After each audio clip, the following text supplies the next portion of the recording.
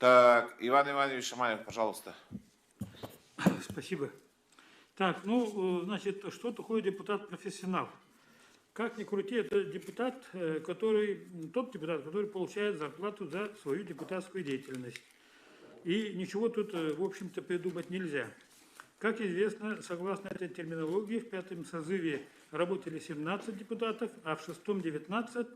То есть Илтумен в своем составе всегда имел достаточно весомый профессиональный корпус, ну, по количеству, который мог и должен был работать с утра до вечера. Так? Ну, как они работали, это уже вопрос особый, но надо сказать, что когда появлялась необходимость, Илтумен был достаточно мобильным. Вот смотрите, закон о бесплатном гектаре, помните, Якутия сделала этот закон. Я специально спрашивал у Владимира Михайловича, какой процент сделала Якутия. И он при присутствии членов комитета сказал, 75% это сделала Якутия. Владимир Михайлович меня слышит.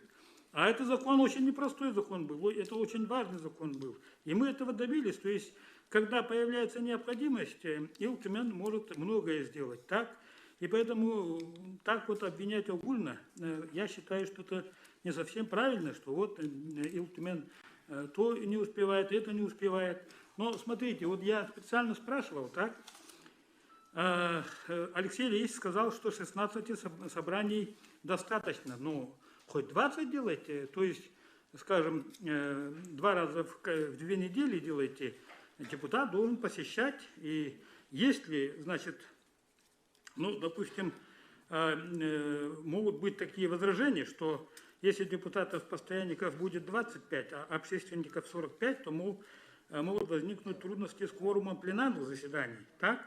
Ну, чтобы не было таких проблем, нужно требовать от депутатов посещения всех пленарных заседаний, если даже они будут проходить 2 раза в месяц, и законодательно ужесточить требования к депутатам в отношении соблюдения порядка посещения пленарных и комитетских заседаний.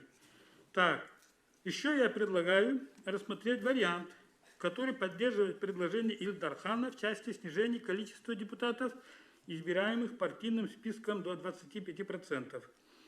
Это означает, что по партийному списку, вот сохраняя вот общее количество 70, по партийному списку можно избирать не 12, а 18, а одномандатных будет 52.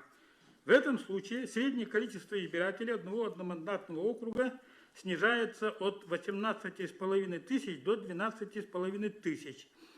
Понятно, что тогда, условно говоря, в 1,5 раза увеличатся представительские функции Илтумен. Наконец-то Таткинские и Горные Улусы получат исторический шанс гарантированно иметь своих депутатов, а проблемы с северными улусами, о которых мы сегодня обсуждаем, они сразу исчезнут. Так?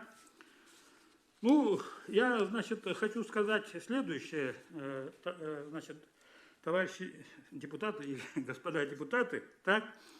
Мы стоим на такой пограничной точке, где вы будете решать судьбу республики. Так? И, значит, 70 депутатов – это количество, которое уже в какой-то степени, значит, у нас сколько лет, значит, идет и доказало свою жизнеспособность.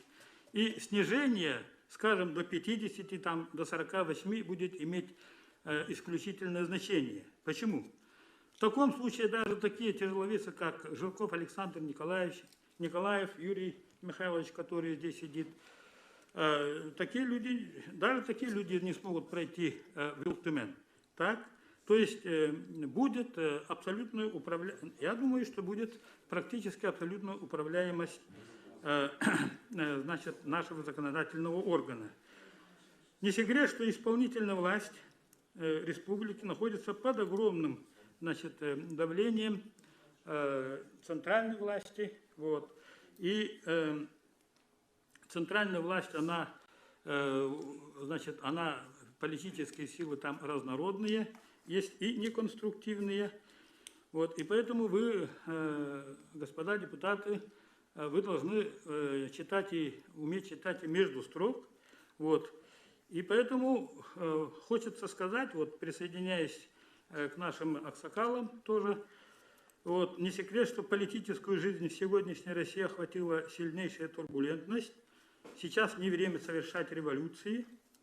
В такой ситуации исполнительная и законодательная ветви власти республики должны проявить особую мудрость и осторожность, не делать резких движений и вносить в Конституцию Республики Саха только те поправки, которые являются обязательными согласно федеральным и республиканским законам, ну, имеется в виду вот изменение поправки в Конституции, или являются исключительно жизненно необходимыми. Ну, подводя итог, значит, я хочу сказать следующее. Если есть политическая воля увеличить количество профессиональных депутатов, то это можно делать в рабочем порядке согласно регламенту деятельности ИЛТМН. Вот сегодня, значит, Егор Михайлович сказал, 21 человек, это мы работали очень, так сказать, продуктивно и так далее. Ну, а что говорить еще о 25, о которых, значит, здесь, значит, озвучено. Законодательный орган республики ни в коем случае не должен терять уровень и качество представительской функции, поэтому уменьшать количество одномандатных округов нельзя. И поэтому можно вот это, значит, рассмотреть тот вариант, о котором я сказал, 18 плюс 52, это совершенно отличный вариант, и в этом случае представительство улусов вырастет. Ну, и я думаю, что и партия сумеет там, так сказать, проявить энергию работы и, значит, вот в эти 52 тоже протиснуться. Так? Время, Иван Иванович. Так, все, я заканчиваю. Нужно выработать концепцию, реально устанавливающую контрольные функции УЛТМН за деятельности исполнительной власти республики. Ни в коем случае нельзя сокращать количество депутатов ИЛТМН. Ну и усилить юридическую помощь депутатам. Ну, это, об этом уже сейчас говорили, это очень важно. Спасибо за внимание. Спасибо.